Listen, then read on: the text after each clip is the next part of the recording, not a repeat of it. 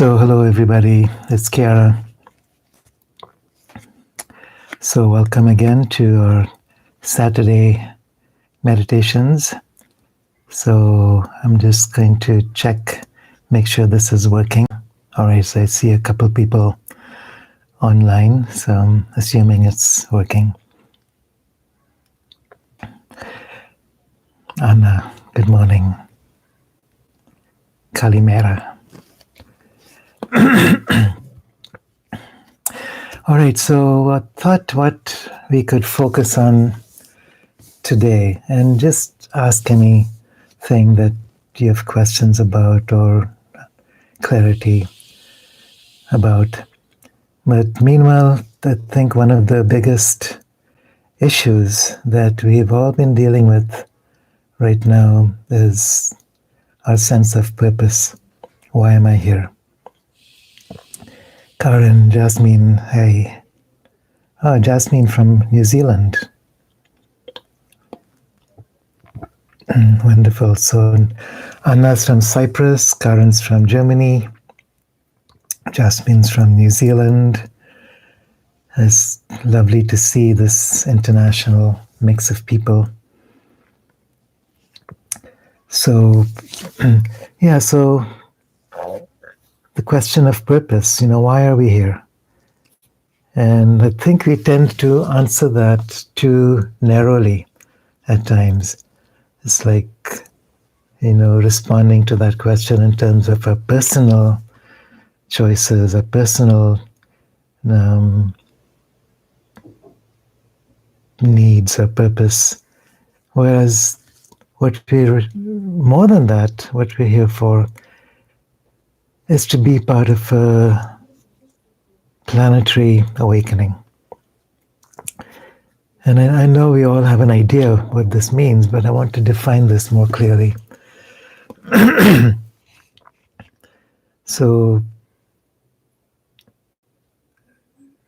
we're at a stage in evolution where, in order to go further and deeper, we must take into our own conscious awareness what the next steps of this evolution looks like. Up until now, all species on this earth have been evolved through Gaia's intention. There's a plan within nature's domain, working with intelligences in the elemental worlds, in the higher dimensional realities. And it's a fairly complex process which necessitates the cooperation of vast hierarchies of beings, elemental beings, angelic beings, creator beings, Elohim. This time, to go further, we need to be able to bring in the full consciousness of the creator within bodies of creation. And that's through us.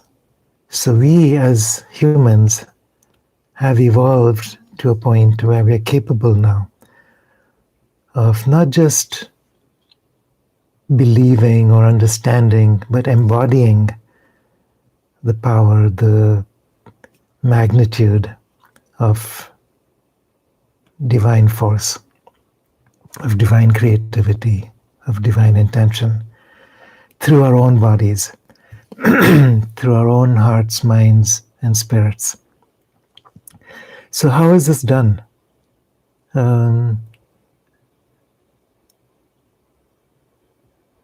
It's not just by trying to become spiritual. It's not just by reading spiritual literature or doing our meditations or becoming better people. Yes, all of that is a part of it, but it's bigger than that. All of that is still humans trying to become spiritual.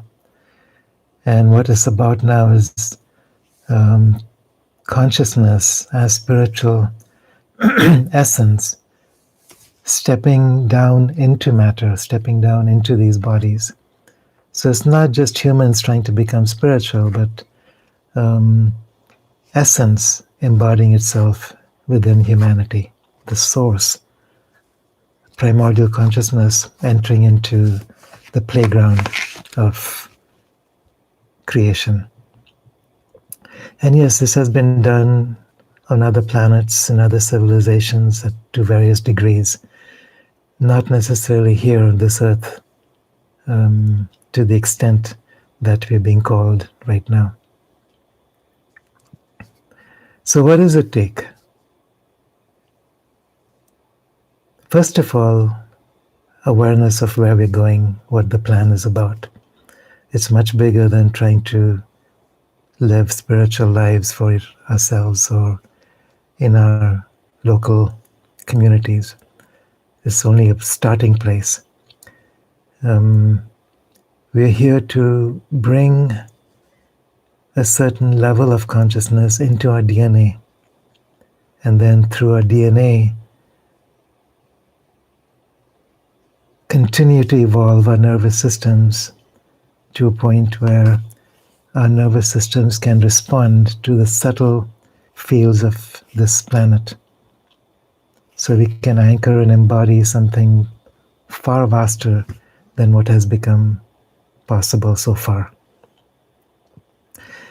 So there's not much I can say about this. I think it's primarily something that we need to feel and surrender to inside ourselves.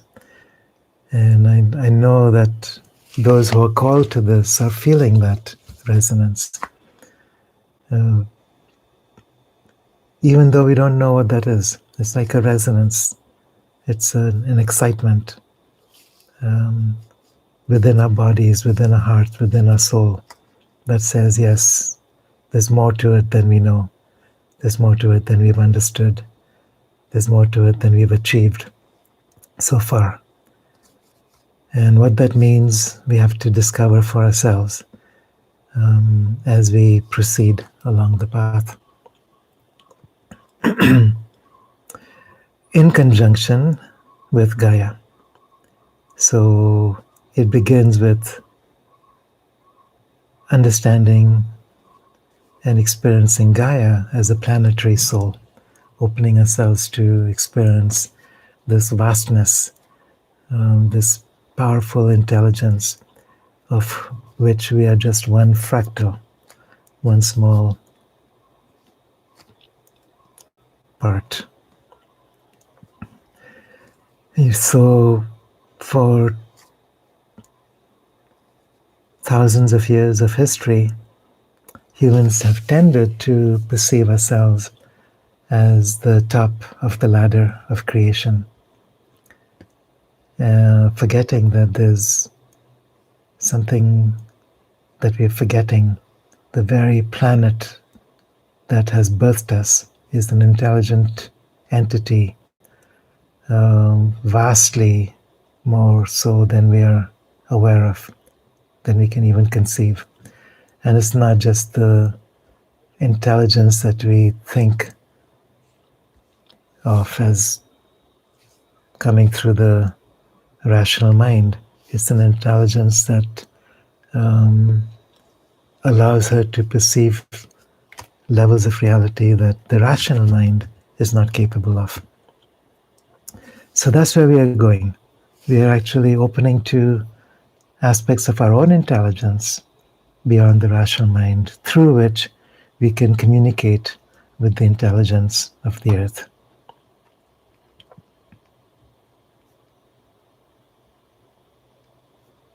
So Anna says, oh, Marianne from the Big Island. Oh, one of my favorite places on this earth. I've spent months there swimming with dolphins on the Kona coast, Kealakekua Bay. Wonderful. So Anna says, does it have to do with the Kundalini experience that leads to transformation and experiencing oneness, the mystical? So there's the Kundalini experience that we are capable of as human beings, there's also Kundalini energy that the earth herself is responding to. And this is different from our Kundalini. So our Kundalini moves through these 7 gateways, connecting above, connecting below to vast forces. The Earth's Kundalini is something that works also through ley lines, through the portals, the sacred spots of this Earth, but also goes deep inside the layers of the planet. There are beings working through the mineral kingdoms, working through the plant kingdoms, working through the elemental kingdoms that are basically activating this Kundalini, the dragons, for instance. And as we develop a relationship with them, we learn how to raise the Kundalini on behalf of the planet. She's depending on us because we have been evolved by Mother Earth with a certain role in mind. And this is to activate her Kundalini to open up a galactic level of communication. What is happening now, as we have shared before, is there's a galactic wave of light that's coming in from the center of our galaxy. They're known as galactic superwaves. And this galactic wave carries a certain packet of information which has not been experienced and has not been seen on this Earth or the solar system yet. So as we're ready for the next wave, there's information as well as energies that start to flow in. And so this wave of information and energy is starting to flow through our solar system. As it flows in, there's already been profound changes taking place on the outer planets. Pluto, Neptune, Uranus, coming closer into Saturn, Jupiter, Mars. We're experiencing this through those planetary forces right now. Soon, though, we will be experiencing this directly on the Earth as these galactic waves pour in through the cosmic rays entering the planet, moving past the Earth's electromagnetic field, moving past the Van Allen belts, entering through the ozone and through the ionosphere, working with our subtle bodies and then our physical bodies. So it's no wonder that so many people are going through profound changes already. So our own personal Kundalini is connected through the etheric body into the subtle bodies, which are connected with these cosmic waves of light. So we're feeling all this without knowing what it is that we're feeling. The secret is in making it known and then becoming conscious and co-creative. So what are these cosmic rays? What are these galactic waves? What are these packets of information that are coming in? Earth is not the only planet in our solar system experiencing this. And our solar system is not the only system in our galaxy that's experiencing this. And nor is our galaxy the only galaxy in the universe experiencing this next level of activation. Sri Aurobindo, as we were talking about in our webinar yesterday, speaks about a next evolution of the entire universe, where we are moving from what he calls the 6th universe to the 7th universe. All the universes so far have had a cycle of rising and falling, creation and dissolution. this next universe, the seventh universe, which we're entering now, through this journey of activation that we're experiencing through our human collective, is about a progressive evolution. So rather than going through cycles of creation followed by cycles of destruction and catastrophe, cataclysm, as we have for millions of years in the past. The last time around, as some of you know, was Atlantis. Many of you experienced that. Many of you remember that in your cellular being. This time, it's not about having to go through death and rebirth in the same way. It's about a continual movement towards infinity. It's possible because there's now a resonance between the human nervous system and the planetary nervous system, the solar system and the galactic system. So this resonance is holographic or fractal. And because of this, these vast amounts of information, knowledge, energy, and power can come all the way through our bodies into the earth. It does require training. It requires commitment. It requires work. And that's what we're here for. So if we're talking about what is my purpose here, it's about opening to that possibility for ourselves, but more importantly, for our planet.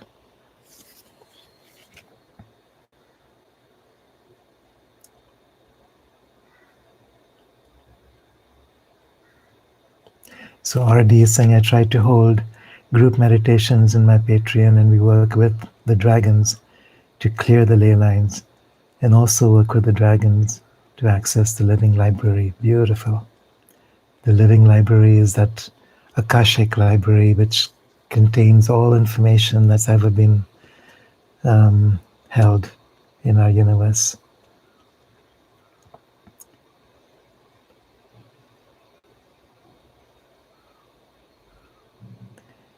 And I just realized my last podcast episode wasn't working with the time dragons. A lot of focused dragon energy lately. Aho.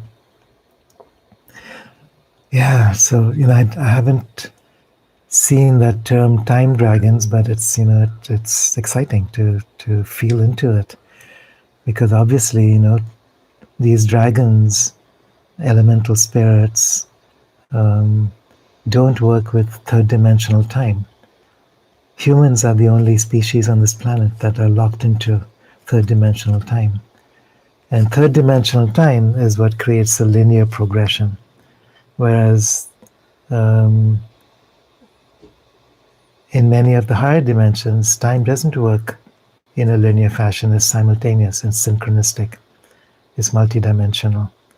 And so as we begin to work with the dragons, work with elemental spirits, work with Mother Earth, work with the ascended masters, work with the Time Lords, we are entering into a realm outside of linear time as we know it.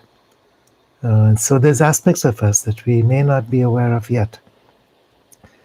Within our dreams, our night dreams, in our astral bodies, our higher astral bodies, which are already working with this.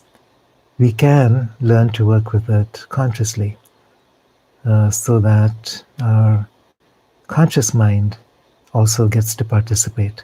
And this allows this galactic field to enter all the way through our physical bodies into the realm of third dimensional reality that we've been referring to as the matrix of duality.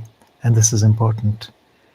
So if we are on a journey to move from third dimension, fourth and fifth and higher dimensions, we're also bypassing our limitations around time.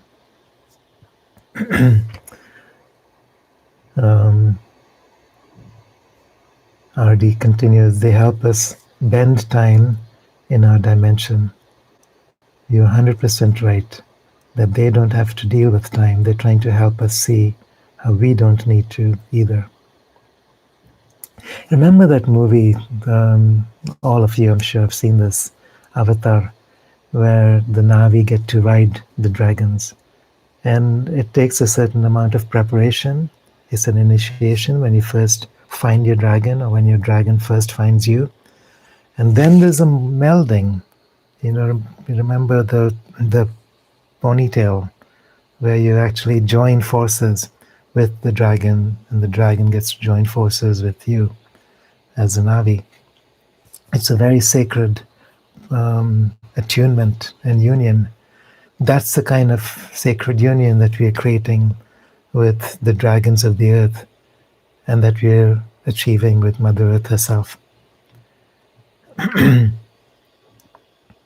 Tinika says, the most beautiful what I learned of your teachings is your love and respect for Mother Earth. You brought me in contact with her. I'm very grateful. Thank you, Tinika. And Maria, ciao, love and blessings to you. The bonding, yeah, that's it. There's a Na'vi term for it. I can't remember what that term is. But yes, so when we talk about Kundalini energy, it's through our Kundalini field that we are creating this bonding. So our Kundalini not just moves through our own, 7-body or 7-chakra system. As the Kundalini channels open, we continue going up towards the heavens. We continue going down towards the earth. We connect with other chakras, going far, far above and far, far below. Yesterday we were talking about this special chakra within the earth, which I'd never heard of before. But there's a group of people close to Bangalore that I've been working with, the Saptarishis, the 7 rishis, the 7 creator spirits, who have been the forces behind civilization on this planet. And they speak about this, I can't remember the name of this particular chakra. One of you, Francesca, if you can remember, since you were in our class, or Karen, just write that in. I've got a mental block about this. But anyway, so what we're doing is we're connecting our Kundalini forces with the Kundalini energies of the earth through the ley lines, through the power centers, through other species on this planet, including the dolphins, including the dragons, including the whales, including all the mammals. There's so many spirit guardians.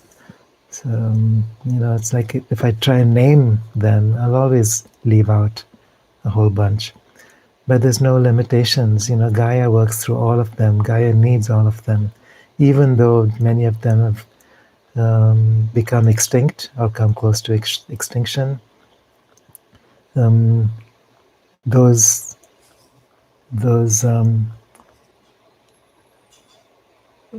abilities get transferred then to another species. So, for instance, because so many whales got hunted down in the last 2-3 centuries during the whale hunts,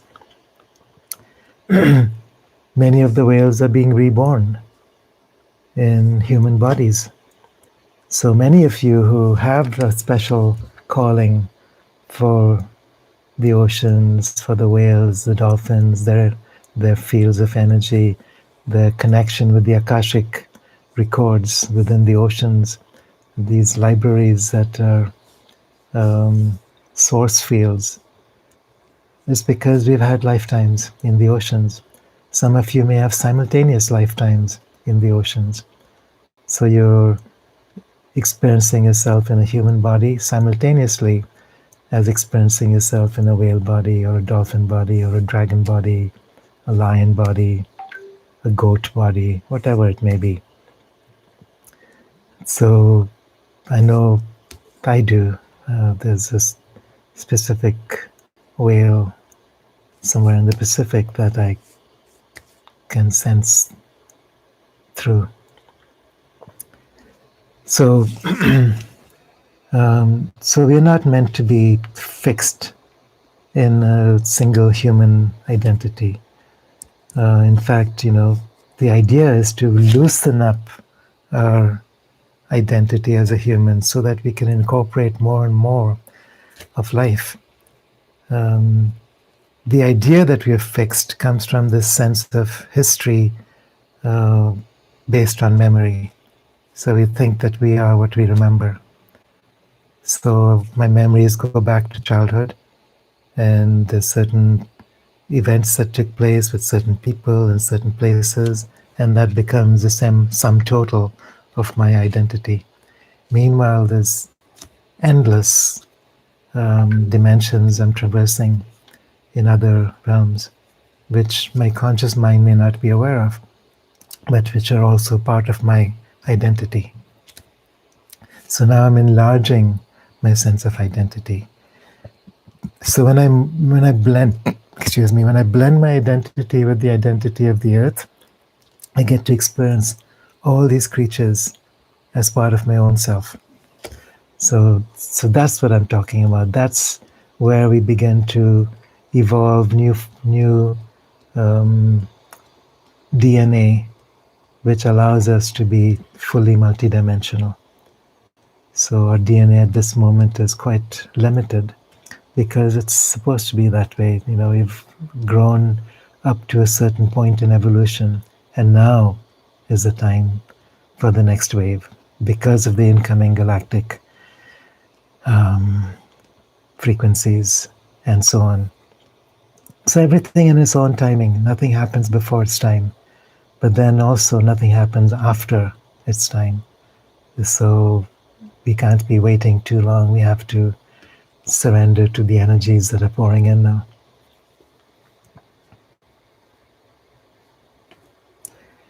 There we go. Thank you. It's the Shaishumara chakra. So this is the chakra I'm talking about. It's the newly awakening earth chakra. It's located far off beyond the ionosphere, about 50 miles above the surface of our planet. So just like we individually have chakras that are located above us, there's the 8th chakra about here, which is the window in the Inca tradition to the sky, and then 9th, 10th, 11th, and up. So on, so does the earth. She has her own chakra system, which reaches out to the sun, beyond the solar system, out to the galactic center. So this is how holographically communication takes place across the universe. So Shaishumara chakra. All right, guys, so what we're going to do is let's just connect to the soul of the earth, and then from that place just surrender to receiving this next wave of light that comes through our mental bodies, through our emotional bodies, through our etheric bodies, and also through our physical cellular bodies. So it's not always easy because it forces us to learn to integrate higher frequencies of light, which we may not be so familiar with, which may want to resist at first, because we all have a fear around owning our true light. And it's time to face that and release that and become all that we are.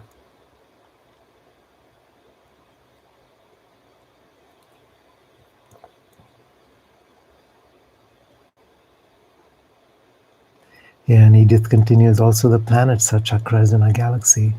So just like we have chakras within our physical bodies, just like we have stars across the sky. The cells within one single body are like the stars filling the galaxy, and living planets are like the chakra system of our solar system, which are related to the chakra system of our galaxy. So, we cannot even begin to understand these things from the rational level of the mind. And that's what we're called to do, break out beyond the rational fields. It's going to become easier and easier as we open to these forces. So RD says, I'm so grateful that you take time to share all of this with everyone. You have such a beautiful and living energy. As you continue to shine brightly, you inspire so many of us to do the same. Thank you, RD. And I would say the same for all of us, that we are here with the purpose beyond our knowing, all of us, and we're here to support each other in this. So, just hold on just a moment. There's a call coming in. Hello? Hello, Kira. Sorry to disturb. I've come to Nandi to Celestial. Yeah, so come up to Niladri Mahal ABC block. And is it inside this itself? Yeah. Or further up? No, you just ask somebody. I'm in a. Surya Kiran is here. I'm not sure. I'm not sure where that is, but just ask somebody for Niladri Mahal apartment ABC block, and then tell the watchman that it's C block 310, and then someone from here will come down to give it to you. So I'm in a class, so I have to run, but yeah. Okay. All right. Thanks. All right. Yeah, multitasking. So what was I saying? So something about willingness. Yeah. So we are here to serve. It's the only purpose for our being here, and to serve on levels that we may not fully grasp or understand. And it's not always easy. We always keep falling into holes, and because we just don't see the end of the journey yet. We think that we have come to the end when we fall into a hole and can't get up again. So that's what we need to do. That's what this kind of support is really helpful. In fact, next month or soon, we'll be starting a new series of webinars to go deeper into self-awareness through many practices from various traditions. So if anyone is interested, please contact me. We'll probably continue one weekend a month or something of that sort. So several people in this core group have been attending some of these seminars or webinars, and it's just such a privilege to share this with all of you. So Francesca and Core and Karen, Tinika, so many others, Anna. Yeah. Mahalakshmi says, I'd like to have the details of the webinar. It's not on my website, no. I'm not so good at these details, I'm sorry. I'm not always good at following up either. But I'll just say, if you can contact me on my email. Oh gosh, there's someone knocking at the door. Hold on. Hello? हाँ, नीचे आने वाला है. हाँ, नीचे आ रहा है तो नीचे जाके दे दो. हाँ, गेट पे खड़े हो जाओ. Thank you. All right. So yeah. So I was talking about the webinars. So just send me your email address at kiara@eternaldoorway.com, and I'll send you information as it comes together. I haven't really decided on when we'll start, what timings it will be, because there's people in many different time zones, so it's not always easy to find a good time that works for everybody. But we'll try and figure that out.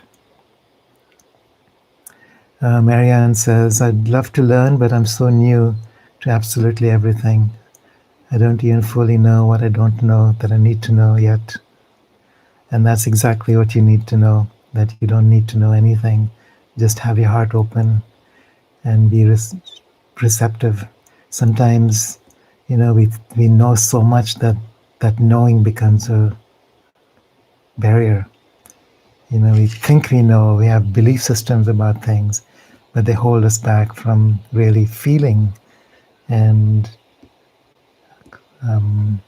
grokking what it's really about.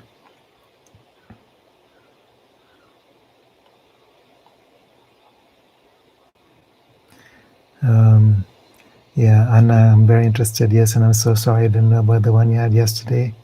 Come join us today if you want, Anna. Just contact Jamie or Francesca. We're going to have one of my teachers, Sri Swami, online. That's a different story. All right. So let's do a quick meditation because I need to get ready for my next class with some of you in 20 minutes. So open yourself to this moment in time.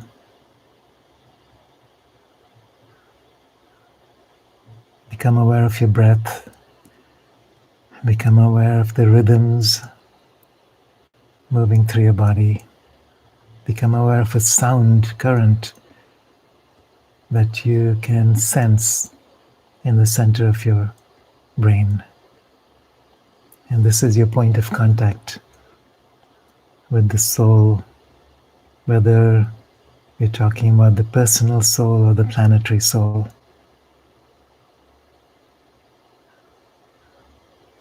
If you've been doing the Inca practices, you can simultaneously open that window, feel the Sami pouring through, downwards and then upwards.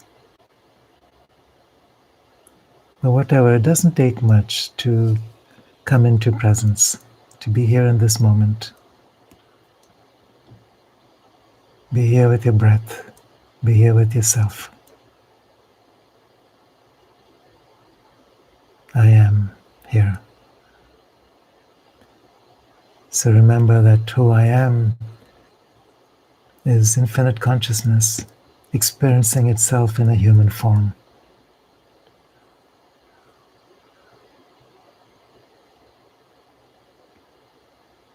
Experiencing itself through human memories.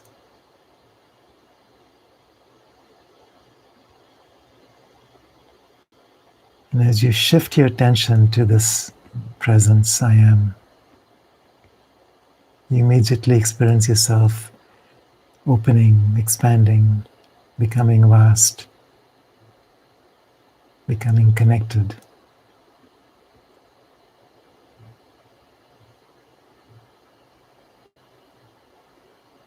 With the one spirit that moves through all things, that is all things.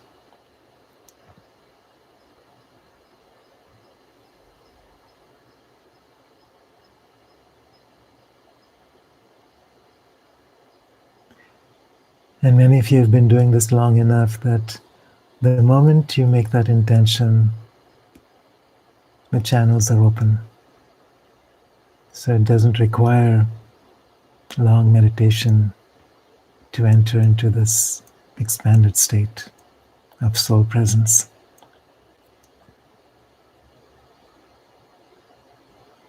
So from here you connect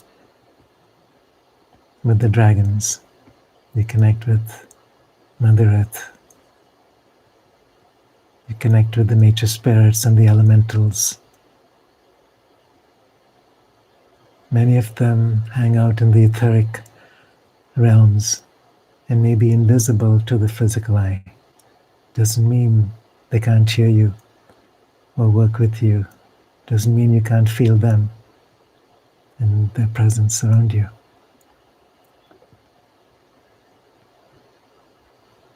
We're also inviting the presence of the masters of light, the Saptarishis, the ascended masters, the lords of time.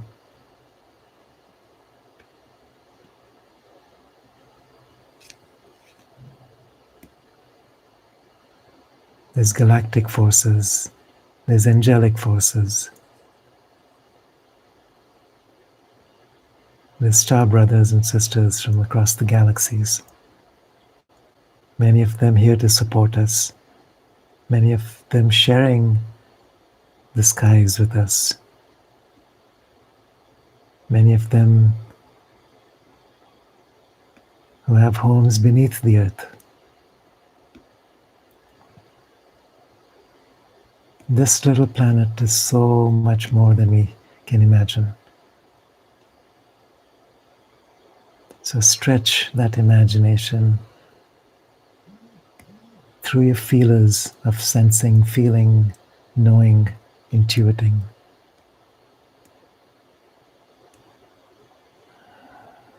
Through your breath, let your breath become subtle enough that you can sense these subtle connections across dimensions.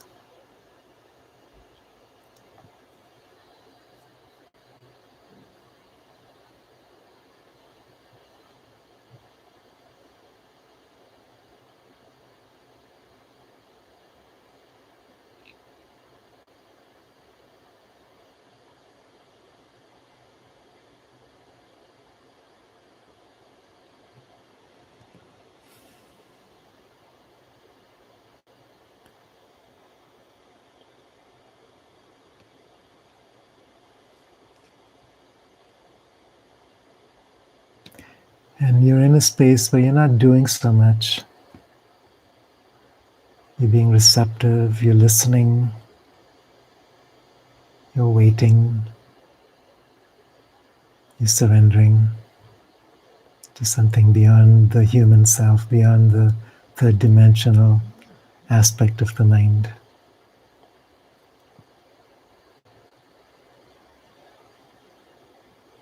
And what begins to happen is that the brain wave, the base frequency, begins to change, moving from the beta to alpha to theta to delta to gamma, within which there's an expansion of consciousness that naturally takes place.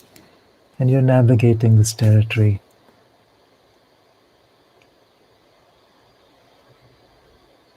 And the more you travel these dimensions, the more adept you become.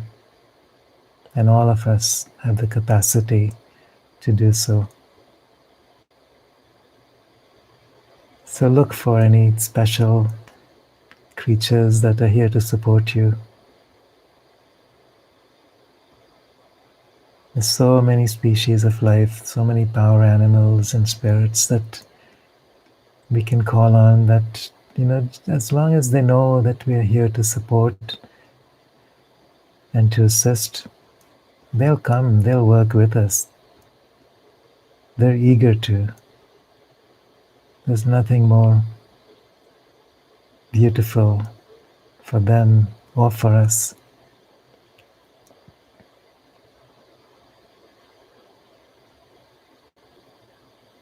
So just allow yourself to remain in this spaciousness.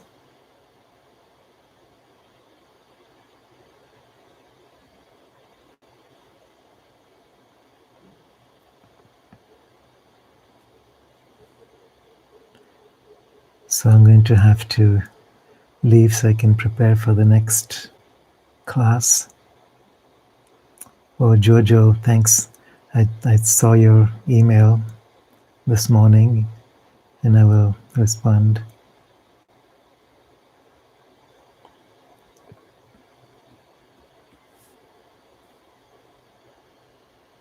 Francesca says, excellent Seminaries have been a real lifeline this year, going deeper, growing, glowing. Yay. So, just a reminder also for the Age of Pandora podcasts once a week. So, this next one will be with Philip Gruber and Alan Steinfeld. So, we'll be talking about our space families. If any of you have seen the Voyager books by Ashiana Dean, Philip is the ex-husband of Ashiana. So that's Tuesday night, Mountain Time. And then these meditations will continue every Saturday, same time. All right, guys. So onwards, inwards, and see you next week or sooner. Blessings.